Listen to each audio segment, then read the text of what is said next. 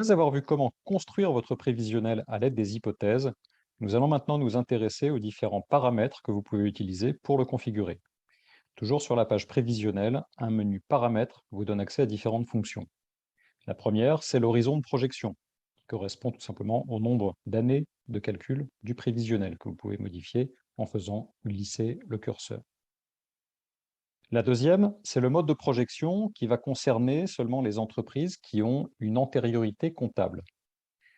Le mode de projection va déterminer de quelle manière les éléments financiers utilisés comme référence dans le prévisionnel, par exemple ici pour cette entreprise une liasse fiscale clôturée en 2020, vont être utilisés dans le calcul du prévisionnel.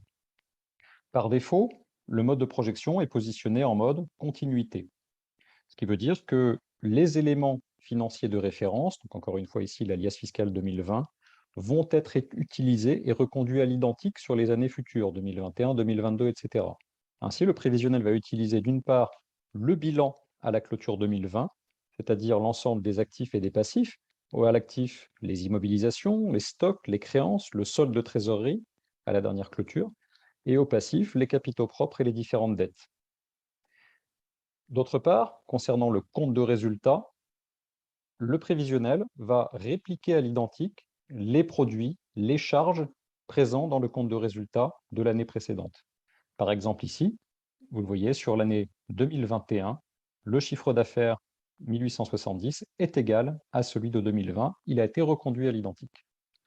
Et dans ce cas, toutes les hypothèses que vous allez saisir ici dans chaque année du prévisionnel vont être à utiliser en variation par rapport à ce qui s'est passé sur l'année 2020.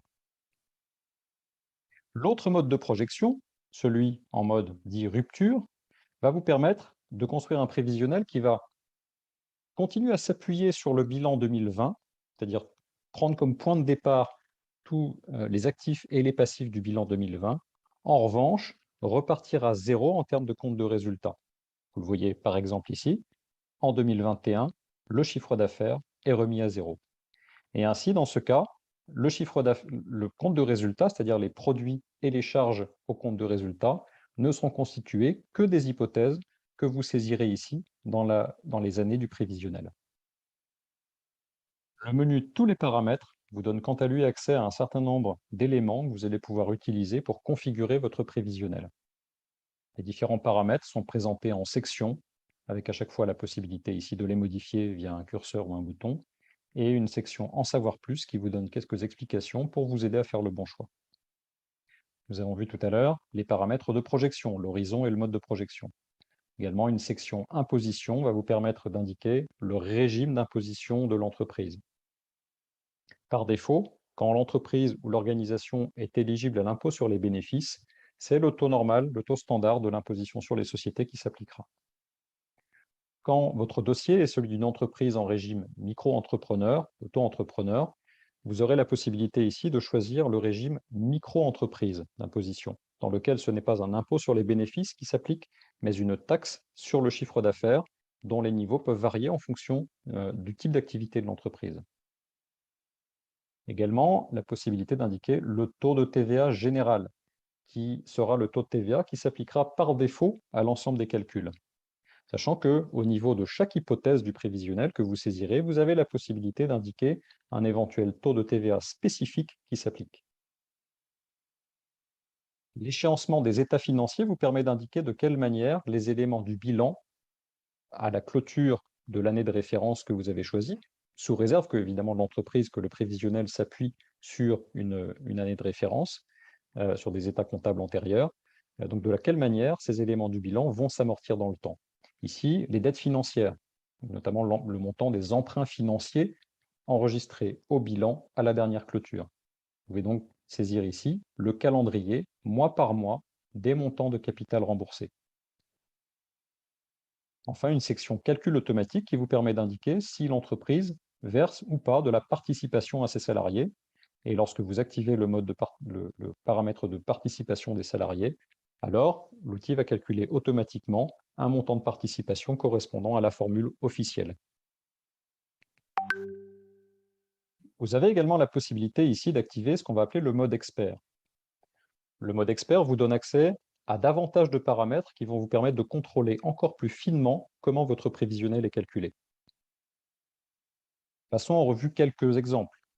Dans le cas où l'entreprise reçoit du crédit d'impôt, vous pouvez ici définir si le crédit d'impôt est reçu immédiatement ou s'il est reporté sur les années ultérieures. Vous pouvez également, par exemple, paramétrer un seuil de remboursement du crédit de TVA. Par défaut, dans l'application, la TVA, que le solde soit créditeur ou débiteur, est versée et soldée chaque mois. Ici, vous pouvez indiquer si l'entreprise ne demande le remboursement de son crédit de TVA qu'à partir d'un certain montant. Dans les échéancements d'état financier, on a vu tout à l'heure les dettes financières, vous avez également l'amortissement des immobilisations corporelles et incorporelles, qui par défaut va s'appuyer sur le taux d'amortissement moyen récupéré à partir des états comptables antérieurs. Et ici, vous pouvez personnaliser le calendrier d'amortissement de ces immobilisations corporelles ou incorporelles. Même chose pour les créances clients, les dettes fournisseurs. Les créances clients et les dettes fournisseurs sont amorties automatiquement en fonction du délai de paiement moyen calculé à partir des états financiers antérieurs. Vous pouvez ici choisir d'indiquer un calendrier de versement personnalisé. La section saisie expert d'hypothèse vous donne accès également aux paramètres de gestion avancée des stocks, qui va vous permettre de choisir comment les stocks prévisionnels de marchandises et de matières premières vont être calculés dans l'outil. Si votre activité n'implique pas de gestion de stock de marchandises ou de matières premières, vous pouvez laisser le choix par défaut, qui est le mode de gestion simplifié des stocks. Si au contraire votre activité nécessite de calculer des stocks prévisionnels de marchandises ou de matières premières, activez ici la gestion avancée des stocks qui vous donnera accès à de nouveaux paramètres sur les hypothèses de vente. D'une part, vous pourrez saisir le taux de marge qui permet de calculer les consommations de stock, ainsi que sur les achats, de quelle manière les approvisionnements sont stockés ou non. D'autres paramètres sont encore disponibles et nous vous invitons à consulter nos fiches tutoriels pour connaître l'ensemble des choix possibles et pour chacun des paramètres, quelle est son implication et son intérêt dans le cadre de votre prévisionnel.